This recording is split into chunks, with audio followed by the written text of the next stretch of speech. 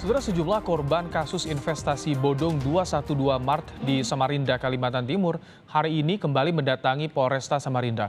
Para korban dimintai keterangan oleh penyidik terkait dugaan kasus investasi bodong. Pada Kamis siang, 5 korban dugaan penipuan, penggelapan, dan penyalahgunaan investasi di 212 Mart Samarinda diperiksa penyidik Reskrim Polresta Samarinda. Mereka dimintai keterangan terkait investasi yang menelan kerugian 2 miliar rupiah lebih.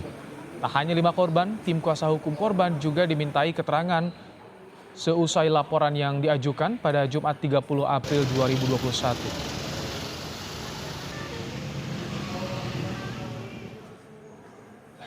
Menurut pengacara korban, pihaknya hari ini akan menyampaikan sejumlah bukti seperti bukti transfer dan bukti digital percakapan dengan pengurus komunitas 212 Samarinda saat melakukan perekrutan investor. Pengacara juga menjelaskan jumlah korban yang akan memberikan keterangan kemungkinan akan terus bertambah.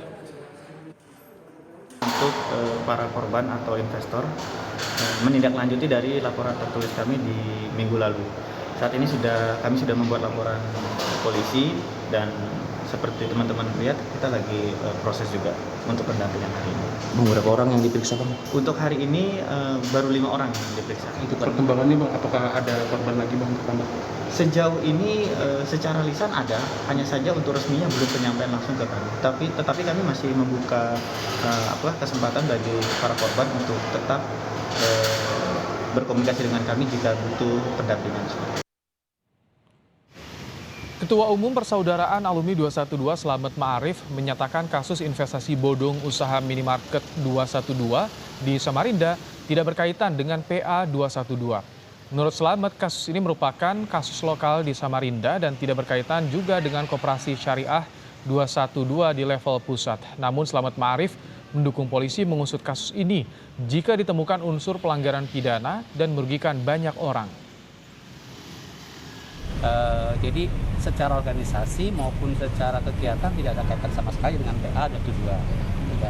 Nah, kemudian ternyata juga dari KS 212 sudah membantah bahwa itu adalah pribadi, ya, kegiatan yang investasi bodong itu tidak ada kaitan dengan KS 212 pusat juga. Jadi itu persoalan wilayah. Tapi saya juga tahu dari media. Tapi secara hukum kalau itu memang ada unsur pidana dan kriminal, ya saya lihat aja di proses polisian. Kita dukung polisi untuk proses itu semua. Dugaan investasi bodong 212 Mart di Samarinda, Kalimantan Timur saat ini tengah diselidiki polisi. Mabes Polri ikut memastikan kasus ini akan diselidiki secara tuntas. Kadif Humas Polri Irjen Argo Yuwono memastikan polisi akan mengusut tuntas kasus investasi bodong dengan menggunakan nama 212 Mart. Kasus ini diduga merugikan investornya hingga 2 miliar rupiah. Dana ini didapat dari setoran peserta investasi. Tentunya kepolisian tetap akan mendengarkan apa yang menjadi keluhan masyarakat ya. Misalnya nanti ada keluhan, ada laporan gitu ya.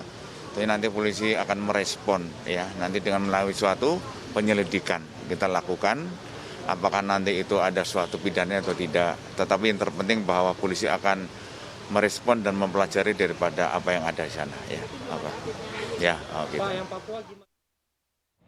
Untuk mengetahui informasi terkini soal pemeriksaan para korban investasi bodong 212 Mart di Samarinda, kita akan sapa jurnalis Kompas TV, Jasmine Jafar dari Samarinda, Kalimantan Timur. Selamat petang, Jasmine. Bagaimana sejauh ini jalannya pemeriksaan para korban?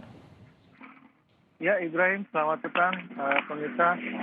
Saat ini memang Polresta Samarinda sedang memeriksa sejumlah korban yang terjerat di kasus operasi 212 Mart ini, ya, yang tadinya rencananya akan diperiksa sekitar 13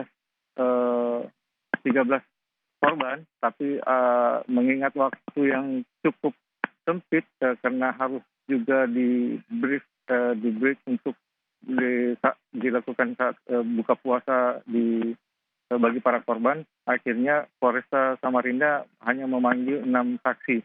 Namun dalam perjalanannya satu saksi yang dipanggil akhirnya dibatalkan karena tidak memenuhi unsur keterlibatannya sebagai saksi maupun korban.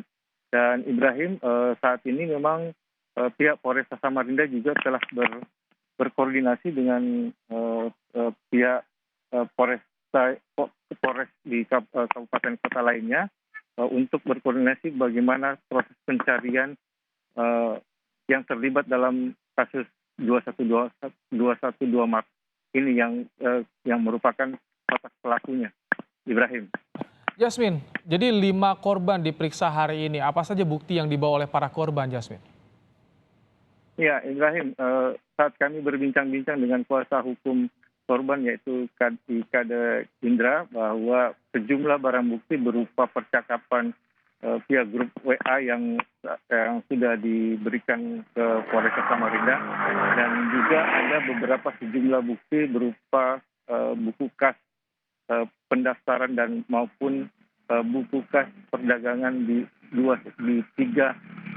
UFO 212 Maret yang sudah berlangsung dan ini juga menjadi salah satu bukti kuat bagaimana semua hasil perdagangan yang dijanjikan oleh beberapa pelaku yang untuk diberikan bonus ataupun pengembalian uang investasi ternyata sampai saat ini belum bisa dikembalikan.